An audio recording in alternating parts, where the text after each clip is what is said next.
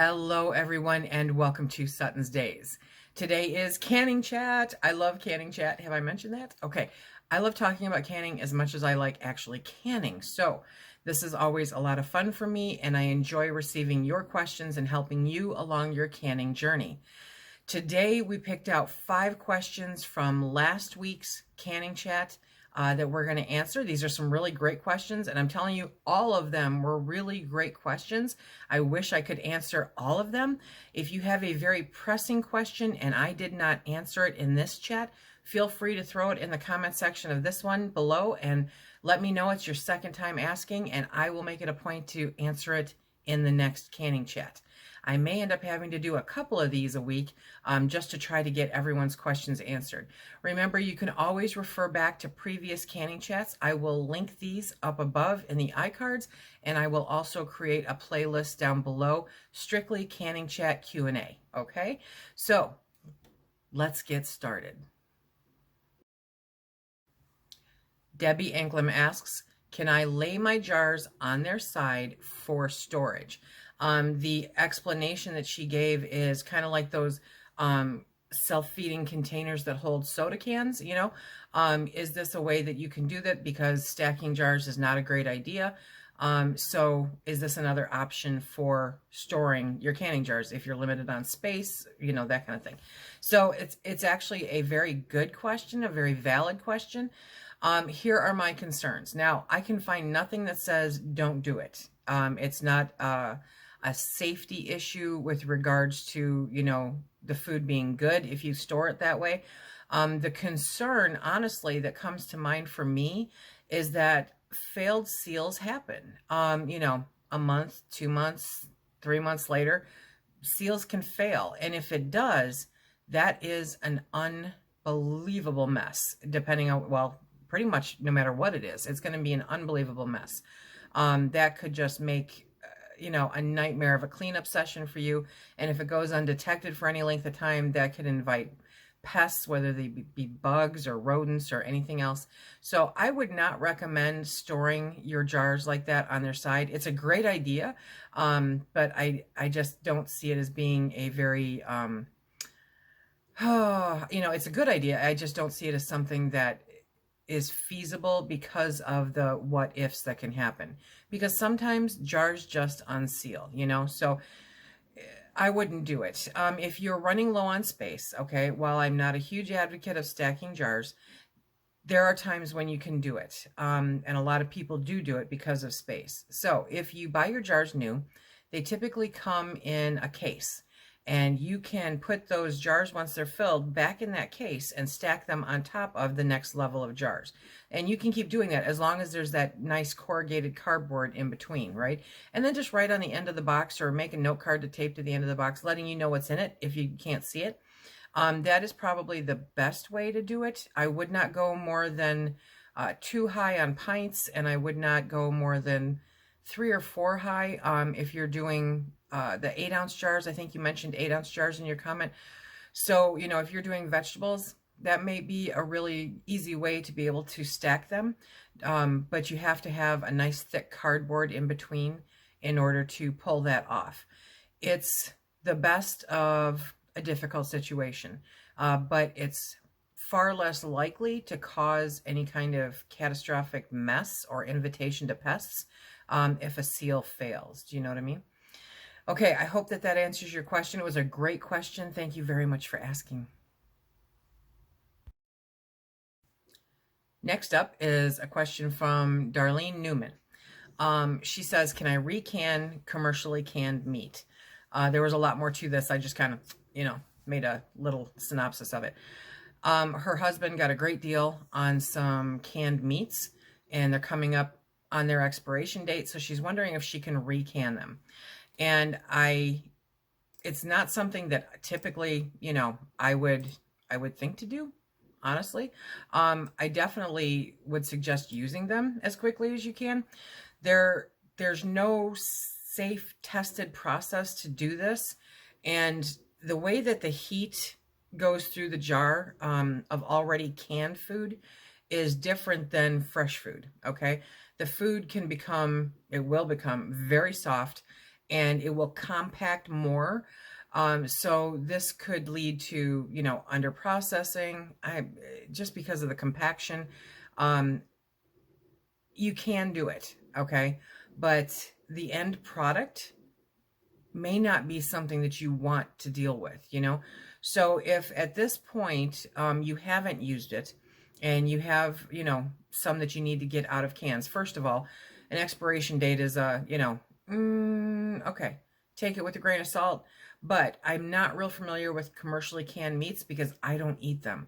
So my suggestion is, if you are uncomfortable with going beyond the expiration date, then your best bet is to open that can, empty it into a freezer bag, seal it up, and put it in the freezer, okay?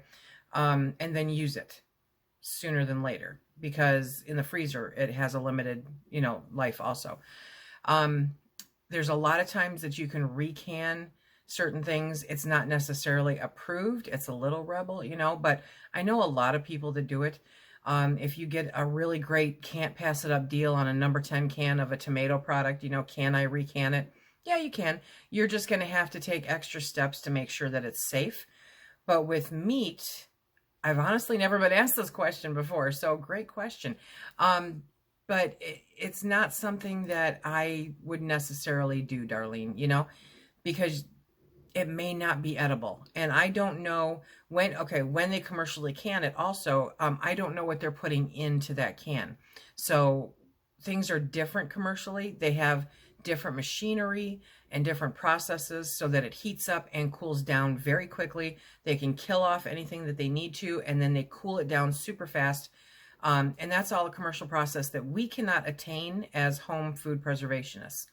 So I would say no, but remember that expiration date is pretty much a suggestion, and it's not like it's not going to be edible after that date.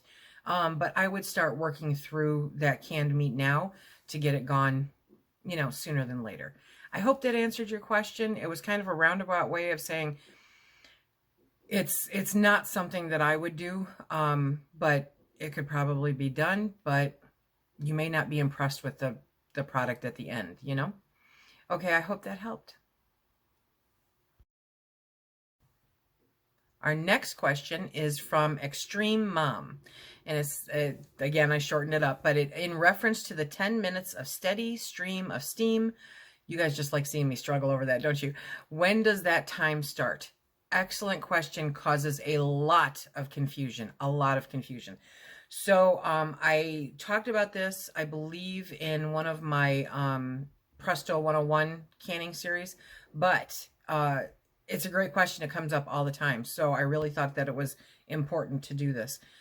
The time starts when you start getting a steady stream of steam, period. Okay. And you vent it for 10 minutes. So once you get that steady stream of steam, you vent it for 10 minutes. You let that go. Set your timer for 10 minutes. And then you put your regulator or your jiggler on. Now, on the Presto, there is a steam vent on the front, okay? And it locks. So sometimes on some canners, that will pop up during that 10-minute process. With other canners, it doesn't pop up until you put the regulator on it. So that's not anything to gauge it by.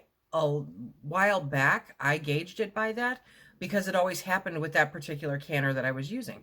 But as I moved around and tried different canners, I noticed that there was a difference on some would and some wouldn't. So the proper way to figure out the steady stream of steam is start that timer when you see a steady stream of steam coming out of the canner. And after 10 minutes, put your regulator on. The lock does not matter at all. That will pop up after you get the regulator on if it has not done so beforehand. Now, if for any reason that, you put the regulator or the jiggler on and it's been quite a while and that thing hasn't popped up, then it's time to take a look at it because it may be stuck. Sometimes they become stuck. So you may just need to grab a little butter knife and give it a little wedge, maybe sometimes, but not often. It's not a regular occurrence or something that should happen regularly. So you want to take a look at that if it is. But again, it's a steady stream of steam. vent it for 10 minutes. From the minute that you see it start, a steady stream come up, and then once you hit that 10 minutes, put the regulator or the jiggler on and go from there. I hope that this helped and cleared up any confusion for you. I love this question so much because it actually freaks out a lot of people. I know the first time it happened to me, I'm like, what is going on, right? Okay, she says, Patricia Ludlam says, have you ever had jars ping more than once as they are cooling off? And in her comment, she mentioned that it happened to her with broth. Now, the only time that I can recall that it's ever happened to me has been with broth. And whenever I see people asking, they're always canning broth. It's this weird phenomena that happens with broth where the pressure is building up, and when you pull them out, it's still boiling, and it kind of looks like this weird lava lamp thing going on, and it'll push them up, put them down, push them up, put them down. It doesn't happen all the time. It doesn't happen to all the jars. It just randomly happens. But 9 out of 10 times, those jars still seal. So it's perfectly normal. They're still good as long as they seal, and you can trust that and go with it.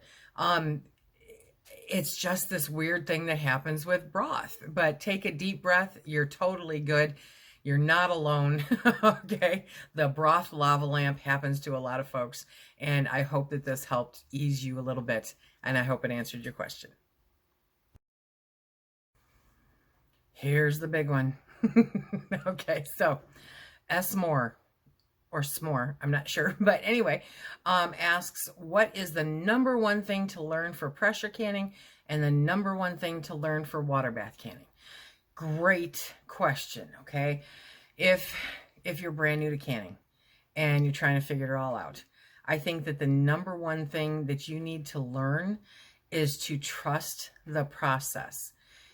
Trust the process, trust the equipment, trust yourself, okay? You are going to do absolutely great things when you learn to can. Water bath canning and pressure canning are similar, but different. There's different things that you have to watch for. There's different things that you have to do.